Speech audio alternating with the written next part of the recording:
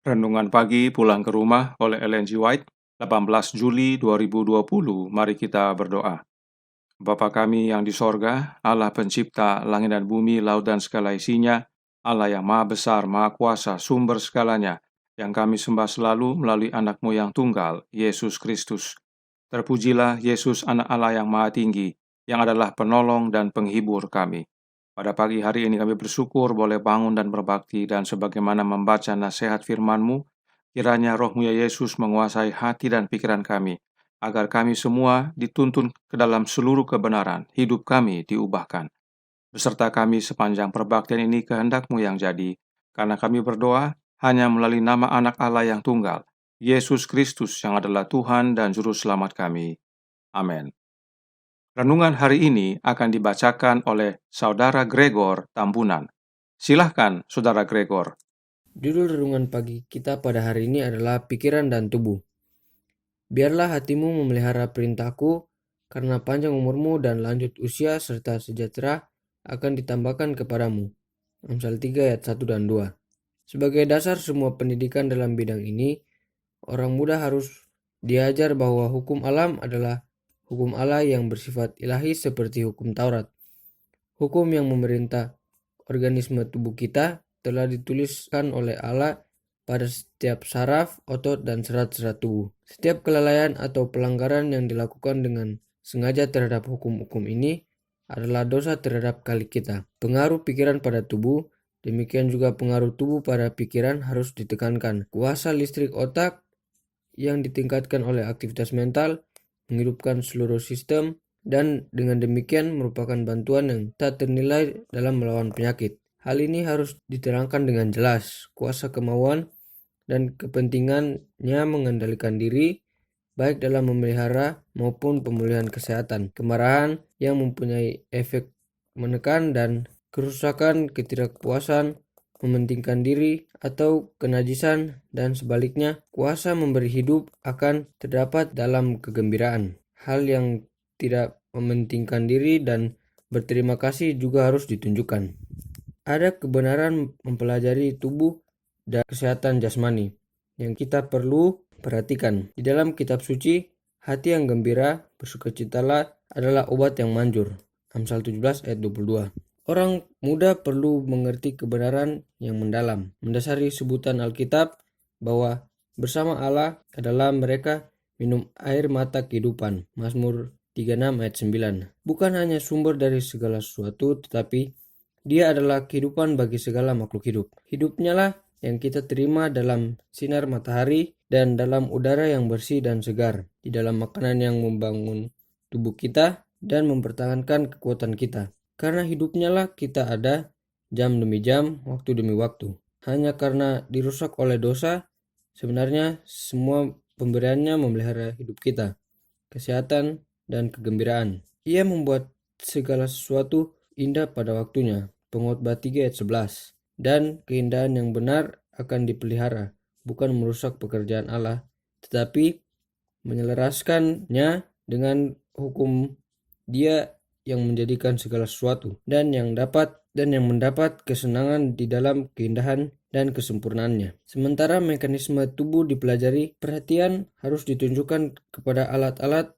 penyesuaian ajaib untuk mencapai tujuan keselarasan perbuatan dan ketergantungan organ yang bermacam-macam itu. Sementara perhatian murid dibangunkan dan dia dipimpin melihat pentingnya pemeliharaan jasmani, banyak yang bisa dilakukan guru untuk membina perkembangan dan kebiasaan-kebiasaan yang benar. Seri Membina Keluarga Jilid 3 halaman 181-182. Terima kasih atas penata layanan Saudara Gregor. Tuhan Yesus memberkati.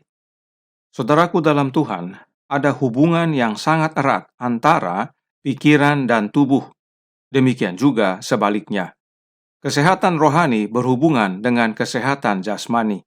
Hati yang gembira adalah obat yang manjur. Oleh karena itu, Roh Nubuat menasihatkan dalam Kisah Para Rasul halaman 107 paragraf 4 yang berkata, bila pikiran manusia dihubungkan dengan pikiran Allah, yang terbatas dengan yang tidak terbatas, pengaruh pada tubuh dan pikiran dan jiwa tidak ada batasnya. Dalam hubungan itu didapati pendidikan yang paling tinggi. Itulah cara Allah sendiri untuk memperkembangkan. Berlakulah ramah terhadap dia. Ayub 22 ayat 21 adalah pekabarannya kepada umat manusia. Jangan lupa, tidak ada yang diri kita dapat lakukan untuk pertumbuhan kerohanian kita. Kita perlu kuasa Allah. Pikiran kita harus dihubungkan dengan pikiran Allah, dan itu akan memberikan pengaruh melebihi perkiraan kita. Karenanya, Ayub menyatakan, "Perkenalkanlah dirimu kepada Dia." Inilah terjemahan yang dari bahasa Inggris. Terjemahan bahasa Indonesia belum terlalu mengena. Yang tepat adalah kita berkenalan dengan Allah, sebab dengan terhubung dengan Dia, pikiran kita memberikan pengaruh tak terbatas kepada tubuh kita.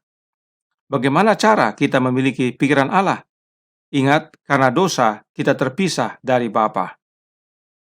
Gospel Workers edisi 1893 halaman 298 paragraf 2 menyatakan, kita harus menghargai iman yang hidup, dan Roh Kristus harus ada di dalam kita untuk mengarahkan pekerjaan kita. Maka upaya kita akan sesuai pikiran Allah. Kita dapat memiliki pikiran Allah hanya melalui anaknya. Dengan kita memiliki roh anak Allah oleh iman, Dia akan mengarahkan pekerjaan kita. Dan jika pekerjaan kita diarahkan oleh Yesus, maka pekerjaan kita itu akan selaras dengan pikiran Allah. Dalam tulisannya yang lain, Roh Nubuat menyatakan dalam SDA Bible Commentary Volume 7 halaman 951 paragraf 2 yang menyatakan, dia yang tinggal di dalam Kristus yang adalah seorang Kristen. Kecuali jika pikiran Allah menjadi pikiran manusia, setiap upaya untuk menyucikan dirinya akan sia-sia. Karena mustahil untuk mengangkat manusia kecuali melalui pengetahuan tentang Allah. Ada hubungan erat antara kehadiran Kristus dalam hidup kita dengan memiliki pikiran Allah. Sebab memang Yesus adalah anak Allah yang diperanakkan Bapa. Karenanya, Bapa dan Anak satu dalam roh, dalam hati, dan karakter. Lihat pelajaran kemarin tanggal 17 Juli 2020 tentang mengenal akan Allah. Jadi, untuk memiliki pikiran Allah, kita harus memiliki roh Kristus. Sebab dengan memiliki roh Kristus, kita tinggal di dalam Kristus, dan dengan tinggal dalam Kristus, kita memiliki pikiran Allah. Apalagi cara untuk mengetahui pikiran Allah? Perhatikan penjelasan berikut agar lebih jelas lagi. Dari Review and Herald, Juni 22 tahun 1886, paragraf 4, yang berkata, tetapi jika orang tidak memiliki roh Kristus, ia bukan milik Kristus. Ini adalah bahasa penutup. Siapa yang akan tahan uji?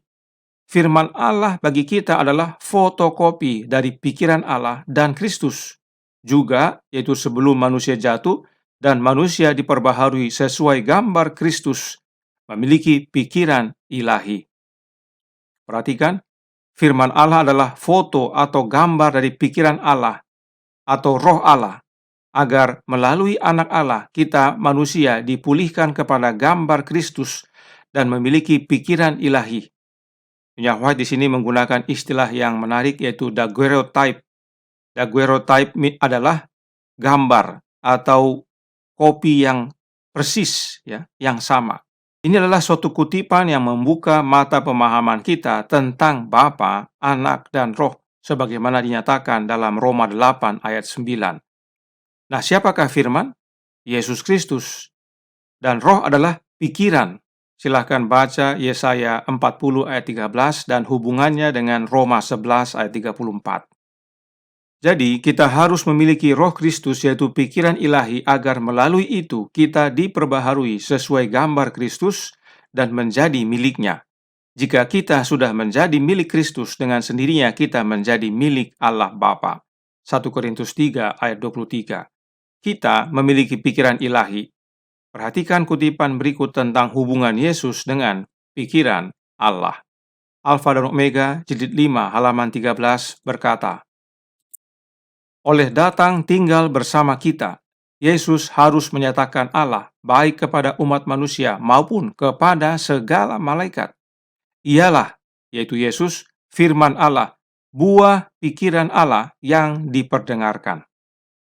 Ini kutipan mendalam maknanya. Kristus yang adalah firman Allah adalah buah pikiran Allah yang dibuat terdengar, made audible. Dari kalimat ini jelas tidak mungkin anak Allah itu muncul bersamaan dengan Bapa. Trinitas ajarkan bahwa Bapa dan Anak dan Roh muncul bersamaan di masa kekekalan. Tapi dari kutipan ini tidak mungkin muncul bersamaan. Sebab Yesus adalah buah pikiran Allah yang diperdengarkan. Artinya Allah Bapa dulu, baru kemudian Yesus memperdengarkan akan apa yang Allah pikirkan. Itu sebabnya, saudaraku dalam Tuhan, Yohanes menuliskan, pada mulanya adalah firman. Artinya, firman itu mempunyai permulaan, yaitu sejak dia dilahirkan, sejak dia hadir sebagai pikiran Allah yang diperdengarkan. Dan melalui Yesuslah kita memiliki hubungan dengan pikiran Allah, karena dialah pikiran Allah yang diperdengarkan.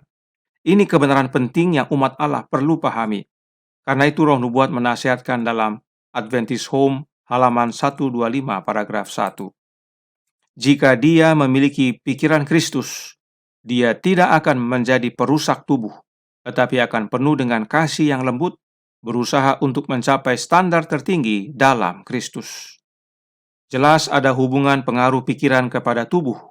Pikiran kita bukanlah pikiran yang kudus dan benar. Karenanya, itu, yaitu pikiran kita, akan mendatangkan pengaruh buruk kepada tubuh kita. Satu-satunya jalan agar kita memiliki pikiran dan tubuh yang sehat, jasmani dan rohani adalah dengan memiliki pikiran Kristus, melalui kehadiran Roh-Nya yang kudus. Alkitab berkata dalam Filipi 2 ayat 5 yang berbunyi, "Hendaklah kamu dalam hidupmu bersama menaruh pikiran dan perasaan yang terdapat juga dalam Kristus Yesus." Memiliki pikiran Kristus sama dengan memiliki pikiran Allah, dan itu memberikan pengaruh pada tubuh kita dan pikiran kita yang tidak terbatas. Sebab inilah hidup yang kekal itu. Suratnya nomor 13 tahun 1863 paragraf 45 menyatakan, "Inilah hidup yang kekal itu, yaitu bahwa mereka mengenal Engkau satu-satunya Allah yang benar dan mengenal Yesus Kristus yang telah Engkau utus." Yohanes 17 ayat 3. Perhatikan, kecuali jika pikiran Allah menjadi pikiran manusia, setiap upaya yang dilakukan untuk menyucikan dan mengangkatnya akan sia-sia. Bisa lihat hubungan pikiran Allah dengan hidup kekal? Inilah pentingnya memiliki pikiran Allah, dan itu hanya dengan menerima kehadiran Roh Anaknya, Roh Kristus. Tuhan memberkati, saya bawa dalam nama Yesus. Amin. Mari kita berdoa. Bapa kami yang di sorga, Allah pencipta langit dan bumi, laut dan segala isinya, Allah yang maha besar, maha kuasa, sumber segalanya, yang kami sembah selalu melalui anak-Mu yang tunggal, Yesus Kristus. Terima kasih atas nasihat yang sangat indah, bahwa ada hubungan yang pasti dan jelas antara pikiran dan tubuh kami. Kesehatan rohani sangat berhubungan dengan kesehatan jasmani. Dan oleh karena itu, pikiran kami perlu terhubung dengan pikiran Allah. Sebab pikirannya Allah, sebab melalui pikiran Allah lah kami menerima kehidupan kekal. Dan itu juga memberikan kepada kami kesehatan jasmani. Itu semua boleh tersedia dan hadir dalam hidup kami hanya melalui satu jalan, yaitu kehadiran anak-Mu yang tunggal, Yesus Kristus. Sebab dialah satu-satunya jalan kepada Bapa, tidak ada yang lain.